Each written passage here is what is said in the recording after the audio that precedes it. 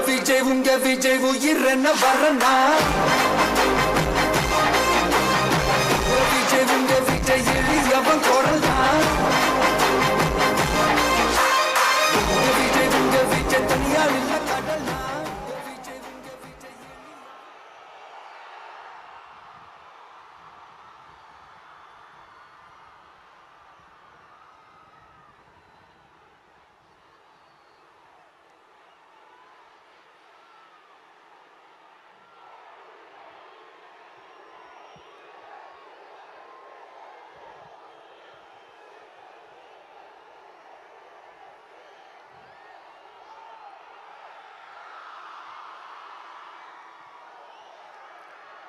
மஞ்சள்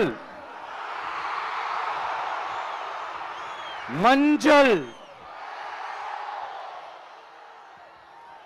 பொதுவா நல்ல காரியங்கள் ஸ்டார்ட் பண்றதுக்கு முன்னாடி இந்த மஞ்சள் எடுத்து வச்சு தான் ஸ்டார்ட் பண்ணுவாங்க. நம்ம வீட்டில் கூட நம்ம அம்மா அக்கா தங்கைகள் நமக்காக நாம நல்லா இருக்கணும்ன்றதுக்காக மஞ்சள் புடவை கட்டிக்கிட்டு தான் வேண்டிக்குவாங்க. அப்படி அந்த மஞ்சள்னாலே ஒரு தனி வைப்பு தாங்க. நம்ம கொடியில கூட அந்த வைப்ரண்டான அந்த எனர்ஜெட்டிக்கான அந்த மஞ்சள் இருக்குமே, அந்த மாதிரி மங்களகரமான மஞ்சள் விளையிற பூமி தான் இந்த ஈரோடு பூமி. இங்க வந்து மஞ்சளை பத்தி பேசாம வேற எங்க போய் பேசுறது? அது மட்டும் இல்ல, இங்க ஒரு மகத்தான ஒரு மனிதரை பத்தி நம்ம பேசியே ஆகணும். இந்த ஈரோடு மண் விவசாயத்துக்கும் பேர் போன மண். இங்க நடக்கிற அந்த விவசாயத்துக்கு மிக முக்கியமான ஒரு கவசமா இருக்கிறது என்ன தெரியுமா? காலிங்கராயன் அணை, காலிங்கராயன் கால்வாய். காலிங்கராயன் அணை கட்டினதுலையும் கால்வாய் வெட்டினதுலையும் உயிரான உணர்வு பூர்வமான நிறைய விஷயங்கள் இருக்குது. அப்படி அந்த ப்ராசஸ்ல அவர் அந்த அணை கட்டும் போதும் கால்வாய் வெட்டும் போதும் ரொம்ப சோர்வடைஞ்சிட்டாராம். அப்ப அவங்க அம்மா அதை பார்த்துட்டு சொன்னாங்களாம், மகனே காளிங்கா, தயிர் வித்த காசு தாழ்வாரம் வரைக்கும் இருக்குது, மோர் வித்த காசு முகுட வரைக்கும் இருக்குது, அதை எடுத்துக்கிட்டு போய் அணைய கட்டியா கால்வாய வெட்டியான்னு சொல்லி தைரியம் கொடுத்தாங்களாம்.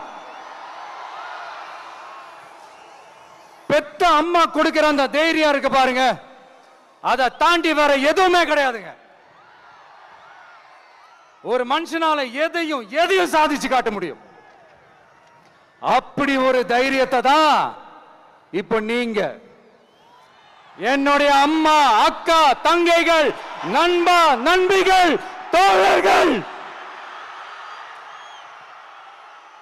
எல்லாரும் எனக்கு கொடுத்திருக்கிறீங்க. அதே தைரியத்தை, அதே துணையா என் கூட நிக்கிறீங்க. இதை எப்படி நம்ம பிரிச்சு விடலாம்? இதை எப்படி நம்ம கெடுக்கலாம்? என்னெல்லாம் அவதூறுகள் நம்ம விஜய் மேல சொல்லி மக்களை நம்ப வைக்கலாம்? என்னெல்லாம் சூழ்ச்சிகள் நம்ம விஜய் மேல பண்ணி மக்களை நம்ப வைக்கலாம்? இப்படி சூழ்ச்சிகளை மட்டுமே நம்பி பொழப்ப நடத்துற சில சூழ்ச்சிக்கார கூட்டங்கள் இதை தொடர்ந்து செஞ்சுக்கிட்டு தான் இருக்கு. ஆனா அவங்களுக்கு தெரியாது, இது இன்னைக்கு நேத்து வந்த உறவு இல்ல. கிட்டத்தட்ட 30-33 வருஷத்துக்கு மேல இருக்கிற உறவு. ஏன் நான் சினிமாக்கு வந்தப்போ எனக்கு வயசு 10, அப்பல இருந்தே இந்த உறவு ஸ்டார்ட் ஆகி போயிட்டு இருக்குன்னு அவங்களுக்கு தெரியாம போச்சு. அதனால என்ன பண்ணாலும், நீங்க என்ன ட்ரை பண்ணாலும், எல்லாத்தையும் விட்டுட்டு மக்களுக்காக வந்திருக்கிற இந்த விஜய மக்கள் ஒரு நாளும் கைவிட மாட்டாங்க. மக்கள் கூடவே நிக்கிறாங்க, கூடவே நிப்பாங்கன்னு அவங்களுக்கு தெரியாம போச்சு. என்னப்பா நிப்பீங்கல்ல? உங்களை நம்பிதாப்பா வந்திருக்கிறேன். அதான் இந்த சத்தம் தாங்க வாழ்நாள் பூரா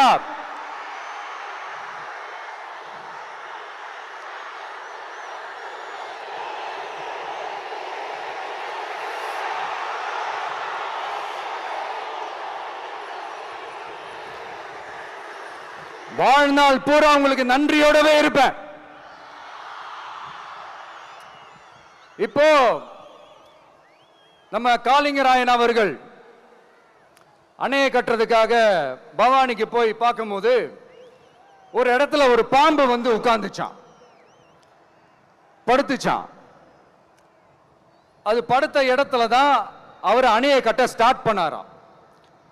அப்புறம் அந்த பாம்பு வளைஞ்சி நெளிஞ்சி போற இடத்துல எல்லாம் கால்வாயை வெட்டினார்னு சொல்லி சில வாய்மொழி கதைகள்லாம் சொன்னாங்க. தண்ணியை சேமிச்சு வச்சு குடிக்கிறதுக்கும் விவசாயத்துக்கும். தம்பி கீழே இறங்கு, தம்பி கீழே இறங்குப்பா, ப்ளீஸ் கீழே இறங்குப்பா.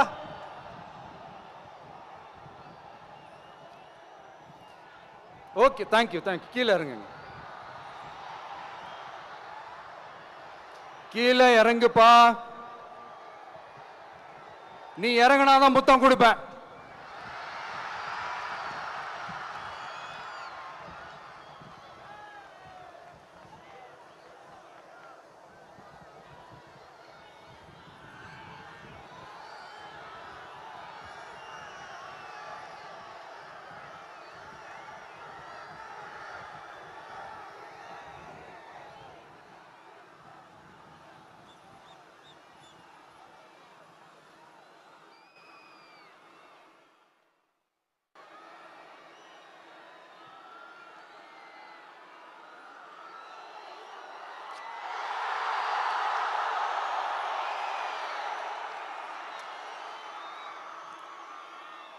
இப்படி தண்ணியை சேமிச்சு வச்சு குடிக்கிறதுக்கும் விவசாயத்துக்கும் வழி வகுக்கிறது எவ்வளவு பெரிய ஒரு நல்ல விஷயம்.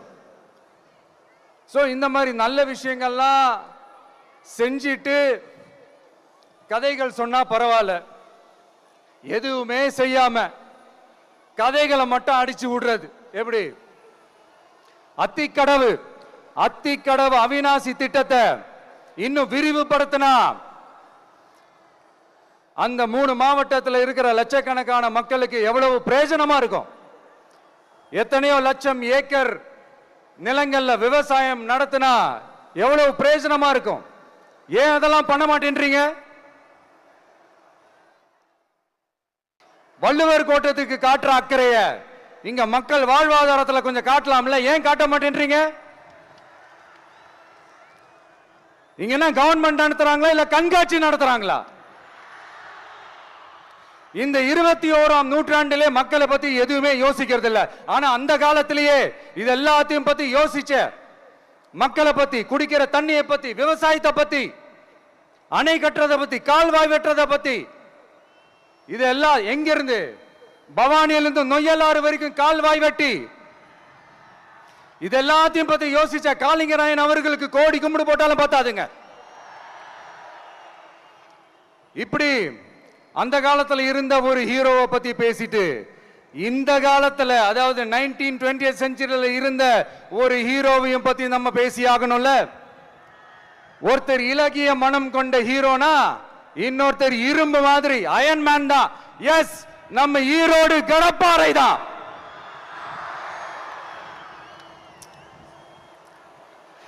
ஒட்டுமொத்த தமிழ்நாட்டையே திருப்பி போட்ட சீர்திருத்த நெம்புகோல். ஈரோடு மாவட்டத்தில் பிறந்த அவர்தான் இந்தியாவுக்கே இடஒதுக்கீடு சம்பந்தமான அரசியல் சட்டத்தை திருத்தறதுக்காக போராட்டம் நடத்தினவர் யாரு? நம்ம தந்தை பெரியாரு. 100 வருஷத்துக்கு முன்னாடியே வகுப்பு வாரி பிரதிநிதித்துவம் வேணும்னு கேட்டவர். அன்னைக்கும் சரி இன்னைக்கும் சரி ஒரு ஆச்சரியத்தோட பார்க்கக்கூடிய ஒரு மனிதர், நம்மளுடைய கொள்கை தலைவர். அப்ப அண்ணாவும் எம்ஜிஆரும் யாரு? பெரியார் அவர்கள் கிட்ட இருந்து எங்களுக்கு தேவையான கொள்கைகளை எடுத்துக்கிட்டோம். அவரை ஃபாலோ பண்ற, அவரை வழிகாட்டி ஏத்துக்கிட்ட அண்ணா அவர்கள் கிட்ட இருந்தோம், எம்ஜிஆர் அவர்கள் கிட்ட இருந்தோம் தேர்தல் அணுகுமுறையை எடுத்துக்கிட்டோம். அண்ணாவும் எம்ஜிஆரும் தமிழ்நாட்டோட சொத்து, அவங்கள பயன்படுத்துறத பத்தி யாரும் இங்க கம்ப்ளைண்ட்லாம் பண்ண முடியாது. அண்ணா எங்களோடது, எம்ஜிஆர் என்னோடது, எங்களோடது, நீங்களா எடுத்துக்க கூடாது அப்படிலாம் யாரும் இங்க அழுதுட்டு இருக்க முடியாது, சொல்லிவிட்டேன். அதனால நாங்க ஒரு வழியில அரசியல் செஞ்சுக்கிட்டு போயிட்டு இருக்கிறோம். உங்களுக்கு தான் டிவிக்கு ஒரு பொருட்டே இல்லல, அப்புறம் ஏன் கதறீங்க? அப்புறம் ஆளாளுக்கு அங்க போயிட்டு இங்க போயிட்டு புலம்பி தள்ளிக்கிட்டு இருக்கிறீங்க. இது எப்படி இருக்கு தெரியுமா? எனக்கு பயம் இல்ல, எனக்கு பயம் இல்ல அப்படின்னு சத்தமா சவுண்ட் விட்டுக்கிட்டே சத்தமா பாட்டு பாடிக்கிட்டே இந்த நடுங்கிக்கிட்டே சின்ன பசங்க நடந்து போவாங்க, அந்த மாதிரி இருக்கு. முதல்ல மண்டையில இருக்கிற கொண்டே மறைங்க சார்.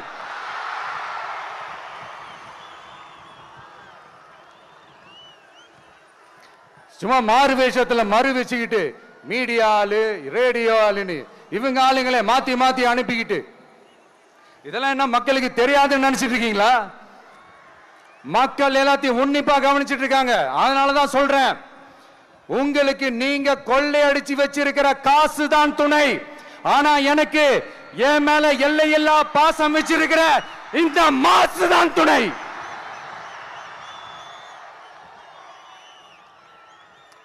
இப்படி நமக்கு துணையா இருக்கிற ஈரோடு மக்களுக்காக நான் இப்போ குரல் கொடுக்கலாம் வந்திருக்கிறேன். சரி, இப்ப விஷயத்துக்கு வருவோம்.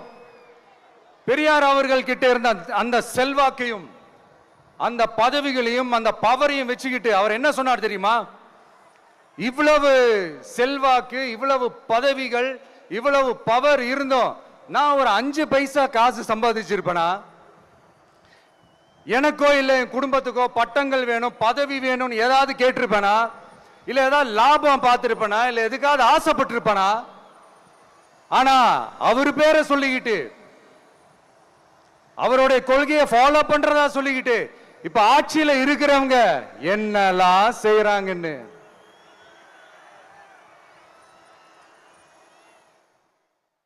அதனாலதான் சொல்றோம், பெரியார் பேரை சொல்லிக்கிட்டு தயவு செஞ்சு கொள்ளையடிக்காதீங்கயா, தயவு செஞ்சு கொள்ளையடிக்காதீங்க. அவரு பேரை சொல்லிக்கிட்டு பெரியார் பேரை சொல்லி கொள்ளையடிக்கிற இவங்க தான் நம்மளுடைய அரசியல் எதிரி. மக்களை நீங்க சொல்லுங்க, நம்மளுடைய அரசியல் எதிரி யாரு? நம்மளுடைய கொள்கை எதிரி யாரு? ரிப்பீட், நம்மளுடைய அரசியல் எதிரி யாரு? நம்மளுடைய கொள்கை எதிரி யாரு? உங்களுக்கு புரியுது இல்ல? எனக்கு அது போதும்யா, எனக்கு வேற எதுவுமே தேவையில்லை.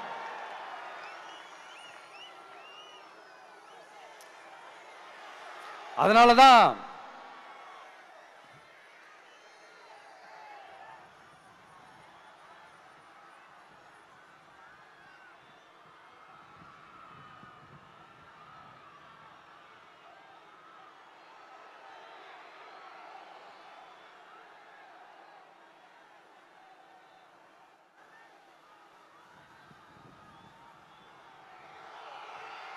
உங்களுக்கு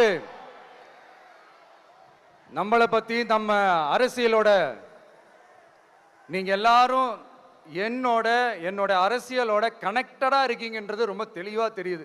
அதனால எனக்கு அது போதும். அதனாலதான் எதிரிகள் யாருன்னு சொல்லிட்டு களத்துக்கு வந்திருக்கிறோம். அதனால அவங்கள மட்டும் தான் எதிர்ப்போம். அதுவும் அந்த எதிரிகள் யாரு இப்போ இங்க 2026 சட்டமன்ற தேர்தலில் களத்தில் இருக்கிறாங்களோ அவங்கள மட்டும் தான் எதிர்ப்போம். சும்மா களத்திலே இல்லாதவங்களையும், களத்துக்கும் அவங்களுக்கும் சம்பந்தமே இல்லாதவங்களையும் எதிர்க்கிற ஐடியாலாம் இல்ல பாஸ். நீங்க கேட்கிறீங்கன்றதுக்காக எதிர்த்துட்டு இருக்க முடியாது பாஸ். எங்களுக்கு நிறைய வேலை இருக்குது.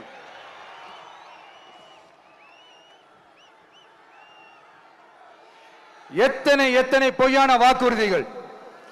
வந்த உடனே நீட்டை ரத்து செய்வோம், கல்வி கடனை ரத்து செய்வோம், கேஸ் சிலிண்டருக்கு மானியமா 100 ரூபாய் தருவோம், என்னெல்லாம் அடிச்சு விட்டுட்டு இன்னி வரைக்கும் கேட்கிறேன்.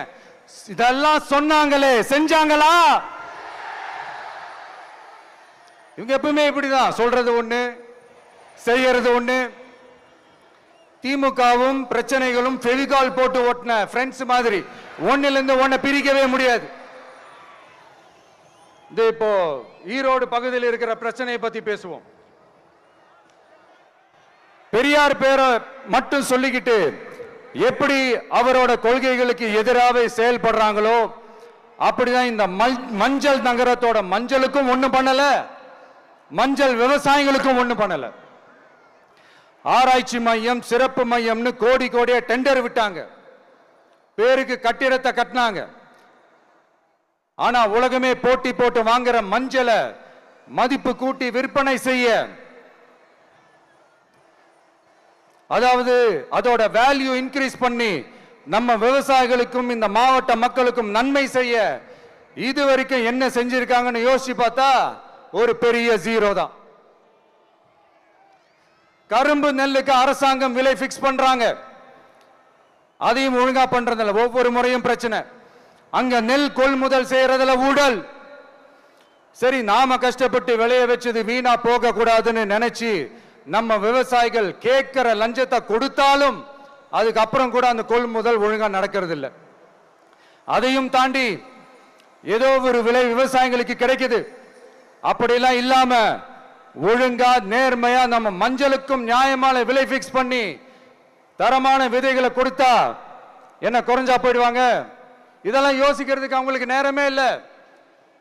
24x7 அவங்களோட யோசனை என்ன தெரியுமா? இந்த விஜயை எப்படி முடக்கலாம், தமிழக வெற்றி கழகத்தை எப்படியெல்லாம் முடக்கலாம், அப்படிதான் அவங்களுடைய சிந்தனையே 24x7. எத்தனையோ வருஷத்துக்கு முன்னாடி நம்ம காளிங்கராயர் நதிகளின் இணைப்புக்கு முன்னோடியா இருந்தார். பவானி ஆத்துல வர அதிகமான தண்ணீர் அணை கட்டி தேக்கி தண்ணீர் வறட்சியான பகுதிகளுக்கு அனுப்பினாரு. ஆனா இன்னைக்கு இவ்வளவு நவீன வசதிகள் இருந்தோம், இவ்வளவு சயின்ஸ் வளர்ச்சிகள் இருந்தோம், இவ்வளவு டெக்னாலஜி வளர்ச்சிகள் இருந்தோம், அவங்க வாக்குறுதியில் ஒண்ணு கொடுத்தாங்கல்ல, பவானி நொய்யலாறு அமராவதி 6 இணைப்பு திட்டத்துக்கு ஒரு துரும்ப கூட கிள்ளி போடல. வாக்குறுதி நம்பர் 103 சொன்னாங்களே, செஞ்சாங்களா? சரி, இதாவது ஒரு பெரிய ப்ராஜெக்ட் வைங்க. ஆறுகளை சுத்தப்படுத்த பல ஆயிரம் கோடி நிதி ஒதுக்குவோம், தமிழ்நாட்டில் உள்ள ஆறுகளை சுத்தப்படுத்துவோம்னு சொன்னாங்களே, செஞ்சாங்களா? ஆனா ஆத்து மணலை கொள்ளையடிக்கிறதுல மட்டும் வேலையை கரெக்டா செய்வாங்க. இதை நான் ஏன் திரும்ப திரும்ப சொல்றேன்னா, மக்களே நீங்க புரிஞ்சுக்கணும். கொஞ்சம் மசந்தா மற்ற மாவட்டங்கள்ல மணல் காணாம போன மாதிரி, மலைகள் காணாம போன மாதிரி, நம்ம மாவட்டத்தில் தனி வளத்தை கொடுத்த செம்மண்ணும் காணாம போறதுக்கு வாய்ப்பு இருக்கு மக்களே. நம்ம மண்ணுக்கும் நம்ம ஆத்துக்கும் நம்ம விவசாயிக்கும் தான் இந்த மோசமான நிலைமை. அதனால ஏதாவது தொழில் செஞ்சு பிழைக்கலாம்னு பார்த்தா அதுக்கும் எங்க விடுறாங்க? தொழில்னு பார்த்தா 30% நெசவாளர்களுக்கு கூலி பாக்கி. அரசாங்கம் நம்ம நெசவாளர்கள் கிட்ட இருந்து கொள்முதல் செய்த வேட்டி சேலைக்கான கூலியை கூட போராடித்தான் வாங்க வேண்டியதா இருக்குது. அது சலுகையோ உதவியோ நலத்திட்டமோ கிடைக்காது. நம்ம உழைப்புக்கான ஊதியம், நம்மளோட உரிமை, அதுக்கே போராட வேண்டிய நிலையில தான் இந்த அரசாங்கம் நம்மளை வச்சிருக்கு. நல்லா பார்த்துக்கங்க மக்களே, உரிமைக்கு குரல் கொடுத்தவங்க தான் இவங்க. சிறு குறு தொழில்கள் பீக் ஹவர்ஸ் சார்ஜ்னு கரண்ட்டுக்கு அநியாய விலை வச்சு அதையும் செய்ய விடாம நம்மளை முடக்கிடுறாங்க. அந்த பீக் ஹவர்ஸ் சார்ஜ் கொள்ளையால எத்தனை வருஷமா எவ்வளவு பேர் பாதிக்கப்படுறோம், எவ்வளவு தொழில்கள் பாதிக்கப்படுது. நாமளும் கத்துறோம், போராடுறோம், கோரிக்கை வைக்கிறோம். எதையாவது இவங்க கண்டுக்கிறாங்களா? கொஞ்சம் யோசிங்க. ஏன் கண்டுக்க மாட்டேன்றாங்கன்னு கொஞ்சம் யோசிங்க. அப்பதாங்க பிரைவேட்ல அதிக விலைக்கு கரண்ட் வாங்க முடியும், அதுக்கு டெண்டர் விட முடியும். அப்படி டெண்டர் விட்ட மேட்டர்ல எல்லாம் என்ன நடக்கும்னு உங்களுக்கும் தெரியும், எனக்கும் தெரியும், நம்ம எல்லாருக்குமே தெரியும். இந்த மாதிரி ஈரோடுல மட்டும் இல்ல, எந்த மாவட்டத்துக்கு போனாலும் பிரச்சனைகள் மேல பிரச்சனைகள் தான். அதையெல்லாம் தீக்கிறதுக்கு ஒரு சொல்யூஷன் கூட சொல்லாம இதுல வேற பெருமையா மாடல் அரசு மாடல் அரசுங்கிறது. இல்ல நான் கேட்கிறேன், கூச்சமா இல்ல?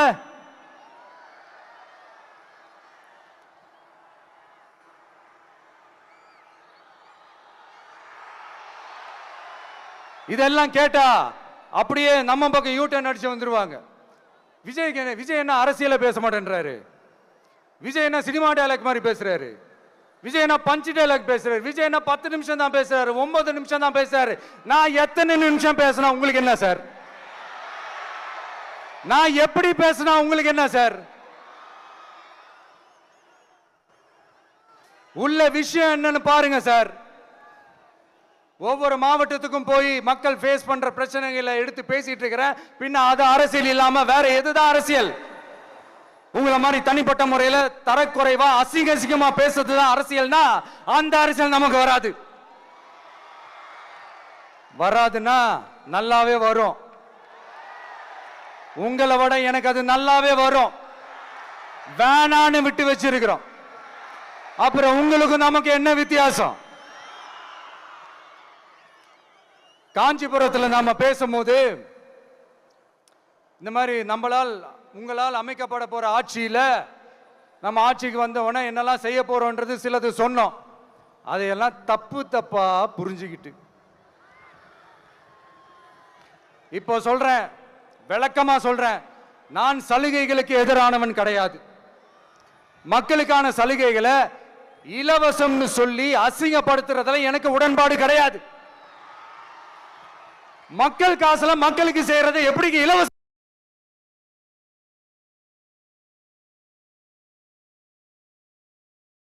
சொல்லுவீங்க? அப்படியே செஞ்சிட்டாலும் ஓசில போறேன்னு சொல்லி அசிங்கப்படுத்துறீங்க. என்ன கேட்கறதுக்கு ஆள் இல்ல நினைச்சீங்களா? மக்களுக்கு ஒண்ணுன்னா இந்த விஜய் வந்து நிப்பா, இந்த விஜய் வந்து கேள்வி கேட்பா. இந்த விஜய் எப்பவுமே மக்கள் பக்கம் தான், அதே மாதிரி மக்களும் என் பக்கம் தான். என் மக்கள் மானத்தோட மரியாதையோட கௌரவத்தோட வாழணும். என் மக்கள் யாருக்கும் கீழே கிடையாது. அப்படி அவங்க கௌரவத்தோட வாழணும்னா அவங்களுக்கான வாழ்க்கை தரம் உயரணும். வாழ்க்கை தரம் உயரணும்னா அவங்களோட வாழ்வாதாரம் உயரணும். வாழ்வாதாரம் உயர்ந்தாதான் பொருளாதாரம் உயரும். பொருளாதாரம் உயர்ந்தாதான் வசதி வாய்ப்புகள் உயரும். இதெல்லாம் உயர்ந்தாலே ஆட்டோமேட்டிக்கா அவங்களோட வாழ்க்கை தரம், அவங்களுக்கான மரியாதை, அவங்களுக்கான கௌரவம் எல்லாமே உயரும். இதுக்கான வழிகள், அந்த சூழல்களை அந்த கவர்மெண்ட் அமைச்சு கொடுக்கணும். இதுக்கான அந்த திட்டங்களை செயல்படுத்தணும். இதெல்லாம் செஞ்சாதான் அந்த அரசாங்கம் ஒரு நல்ல அரசாங்கம். இதைத்தான் சொன்னோம்.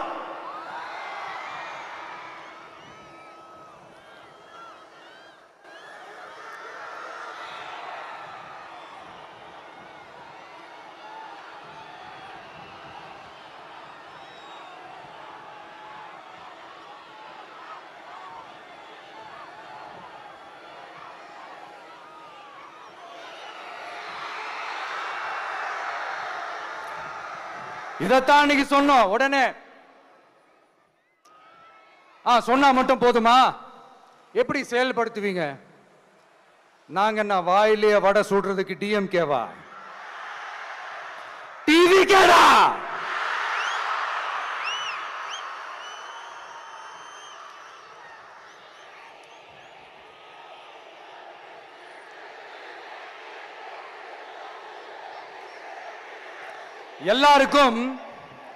எல்லாருக்கும் நிரந்தரமான ஒரு வீடு இருக்கணும்னு சொன்னோம். உடனே எங்க ஆட்சியிலே நாங்க எல்லாரும் வீடு கட்டி கொடுத்துட்டோமே அப்படிங்கிறது இல்ல. நான் கேட்கிறேன், இங்க உங்களை தான் கேட்கிறேன், இங்க வாடகைக்கு இருக்கிறவங்களே இங்க யாரும் இல்லையா? எல்லாருக்கும் சொந்தமா வீடு கட்டி கொடுத்துட்டாங்களா? அடுத்து வீட்டில் இருக்கிற ஒவ்வொருத்தரும் மினிமம் டிகிரி படிச்சிருக்கணும் அப்படின்னு சொன்னோம். உடனே எங்க ஆட்சியிலே எல்லாரும் டிகிரி படிச்சு முடிச்சிட்டாங்களே அப்படிங்கிற மாதிரி சொல்றது அது உண்மைனா? ஸ்கூல் லெவல்லையே டிராப் அவுட்ஸ் அதிகமானது யாரோட ஆட்சியிலங்க?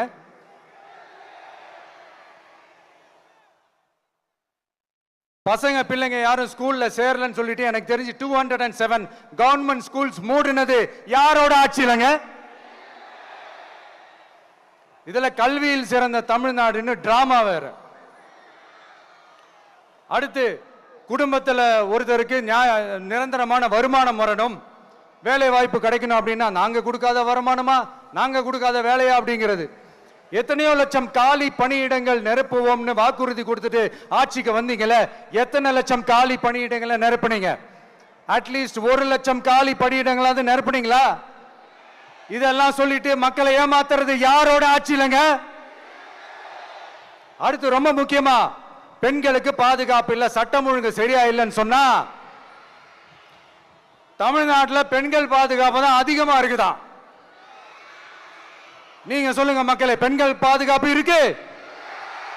சட்டம் ஒழுங்கு சரியா இருக்கு? அவங்க சொல்றது உண்மையா? அவங்க சொல்றதை நீங்க ஏத்துக்கிறீங்களா? சத்தமா கேக்குதா சார்? இதுதான் ரியாலிட்டி, இதுதான் நிஜம். நம்மளுடைய ஆட்சியில சட்டம் ஒழுங்குல சமரசமே இருக்காது. அதனாலதான் இவ்வளவு ஸ்ட்ராங்கா சொல்றோம், தைரியமா இருங்க மக்களே. இந்த மாதிரி விஷயங்கள்லாம் நம்ம மக்கள் கிட்ட எடுத்து சொன்னா உடனே இந்த இது எடுத்துட்டு வந்துருவாங்க.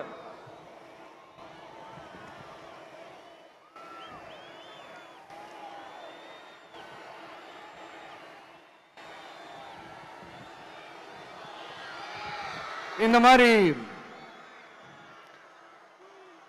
இதெல்லாம் என்னென்ன செய்ய போறோன்றது சிலதெல்லாம் காஞ்சிபுரத்தில் சொன்ன மாதிரி சொன்னா எல்லாத்தையும் தப்பு தப்பா திருச்சி பேசிக்கிட்டு அவதூறு பரப்பிக்கிட்டு.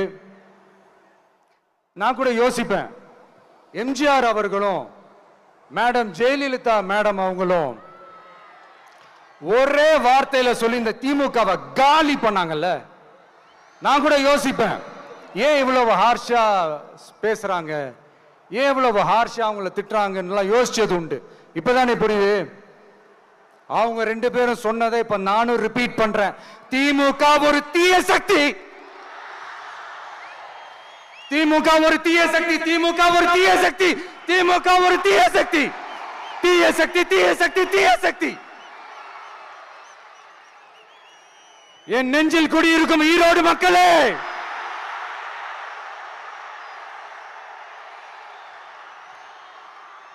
டிவிகே ஒரு தூய சக்தி. எப்படி? டிவிகே ஒரு தூய சக்தி. தூய சக்தி டிவிகேவுக்கும் தீய சக்தி டிஎம்கேவுக்கும் தான் போட்டியே.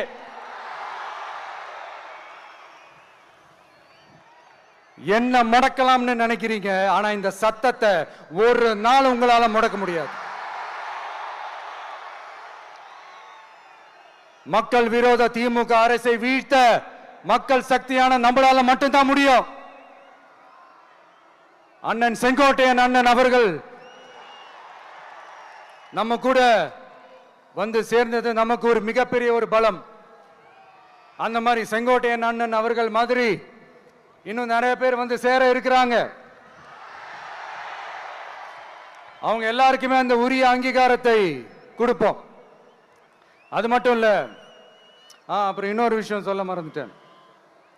இப்ப ரீசெண்டா ஒரு இடத்துல நம்ம சிஎம் சார் அவர்கள் பேசும்போது சொன்னாங்க, என் கேரக்டரையே புரிஞ்சுக்க மாட்டேங்கிறேன். இது சினிமா டயலாக் இல்லையா? நான் ஏதாவது பேசினா சினிமா டயலாகா? சார் பேசினா அது சினிமா டயலாக் இல்லையா? சிலப்பதிகாரத்திலிருந்து எடுத்ததா அந்த லைன். என் கேரக்டரையே புரிஞ்சுக்க மாட்டேன்றது. உங்களை எப்படிதான் சார் புரிஞ்சுக்கிறது? எந்தெந்த விஷயத்துலலாம் சார் உங்க கேரக்டர் நாங்க புரிஞ்சுக்கிறது? அதையும் நீங்களே சொல்லிட்டீங்கன்னா கொஞ்சம் நல்லா இருக்கும் சார். சட்டம் ஒழுங்குல நாடே சந்தி சிரிக்குது, அதுலயா? பெண்கள் பாதுகாப்புல நாடே சந்தி சிரிக்குது, அதுலயா? பொய் வாக்குறுதிகளா கொடுத்து ஏமாத்தி ஆட்சிக்கு வந்தீங்களே, அதுலயா? எதுலதான் சார் உங்க கேரக்டர் நாங்க புரிஞ்சுக்கிறது? ஆனா ஒண்ணு, தமிழ்நாட்டில் ஆட்சி செய்யற நீங்களும் சரி, ஒன்றியத்துல ஆட்சி செய்யறவங்களும் சரி, நீங்க 2 பேரும் முதல்ல என்னோட கேரக்டரை புரிஞ்சுக்கணும் சார். என்னோட கேரக்டர்னு சொன்னது நம்ம மக்களோட கேரக்டரை. 2026 சட்டமன்ற தேர்தலோட அந்த கேரக்டரே கொஞ்சம் வேற மாதிரி சார். அத கொஞ்சம் தயவு செஞ்சு நீங்க புரிஞ்சுக்கணும் சார். புரிஞ்சுக்கலனா மக்களே உங்களுக்கு புரிய வைப்பாங்க சார். கான்பிடென்ட்டா இருங்க சார். நல்லதே நடக்கும் சார். வெற்றி நிச்சயம் சார். மீண்டும் சந்திக்கும் வரை நன்றி, வணக்கங்க சார். நண்பா, நண்பிகள், இங்க எல்லாம் பார்த்தோம், எல்லாம் நல்லபடியா நடந்தது. சேஃபா வந்துட்டு சேஃபா வீட்டுக்கு போயிடுங்க. எனக்கு எல்லாத்தையும் விட நீங்க தான் எனக்கு முக்கியம். தயவு செஞ்சு சேஃப்டியா போயிட்டு வாங்க. ஒரு ஈரோடு செல்ஃபி ஒன்று எடுப்போமா?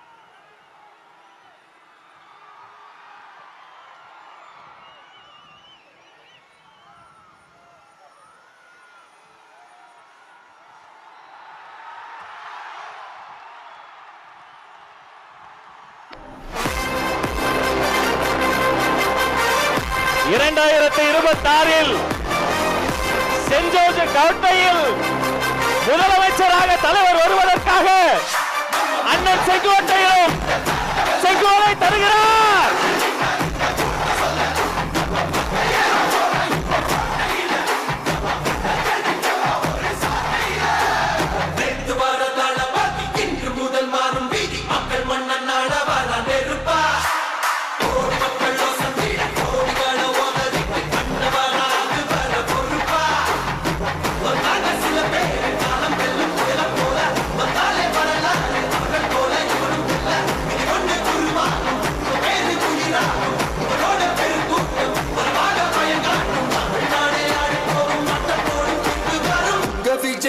விஜய் உயிர் என்ன வரனா?